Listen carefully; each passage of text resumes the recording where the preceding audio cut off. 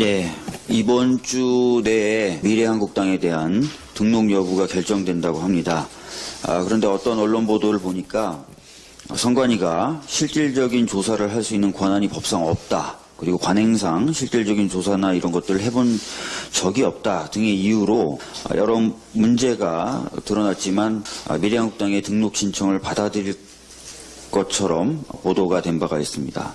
그러나 이미 저희 당의 문제제기나 다른 여러 언론 보도를 통해서 실질적 요건을 전혀 갖추지 못했다 미래한국당이 그런 사실들이 다수 드러난 바가 있습니다. 등록 관련된 심사를 함에 있어서 이런 것들은 반드시 고려돼야 된다고 생각합니다. 그렇지 않다면 유사한 사례가 다수 발생할 수도 있습니다. 이후에 그렇게 되면 국민의 기본권이라든지 기본권에 대한 침해나 국고에 대한 손실이 계속 발생할 수밖에 없습니다. 얼마 전에 선관위가 정당 명칭에 대해서 판단을 함에 있어서는 정당 보호의 취지와 목적에 대해서 충분히 했었던 적이 있습니다. 그와 마찬가지로 이번에 등록에 관련된 심사를 함에 있어서 엄중하게 판단할 것을 당부드립니다.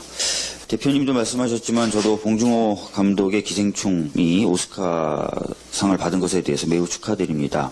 전 세계가 공감한 이 영화의 메시지는 불평등과 관련된 것이었습니다. 2014년에 빈곤 해결을 위한 국제기구인 옥스팜에서 발표한 자료에 따르면 전 세계 상위 부자 85명이 대략 35억 명에 달하는 인류의 하위 절반보다 더 많은 부를 소유하고 있다고 합니다.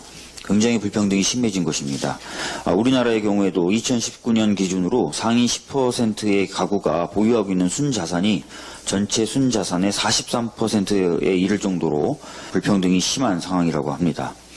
불평등을 걱정하는 사람들은 여러 가지 이유를 제시하는데요. 불평등이 도덕적으로 문제가 있다고 보기도 하고 사회에 대한 신뢰를 훼손하는 등 사회적 악영향을 끼친다고 보기도 합니다.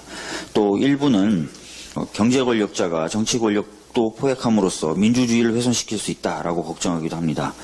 모두 타당한 이유입니다. 그런데 최근에는 이런 전통적인 이유들을 넘어서서 불평등이 경제의 성장을 저해하고 지속적인 성장을 어렵게 한다는 분석도 많이 나오고 있고 힘을 받고 있습니다.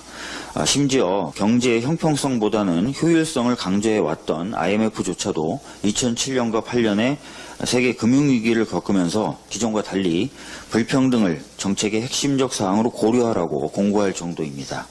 심각해질 대로 심각해진 우리 사회 불평등의 문제는 여야, 진보, 보수를 모두 떠나서 반드시 우리가 해결해야 될 과제입니다. 그것은 단순히 도덕적이거나 시혜적인 것이 아니라 우리 경제를 성장시키는 길이기도 합니다. 기생충의 오스카상 시상을 계기로 불평등의 문제도 다시 조명되길 바랍니다. 그리고 아까도 대표님이 말씀하셨지만 부재의 기억이라는 우리 다큐멘터리 영화가 아카데미 다큐멘터리 부분에 노미네이트 됐는데요. 비록 상은 받지 못했지만 큰 성과라고 생각합니다.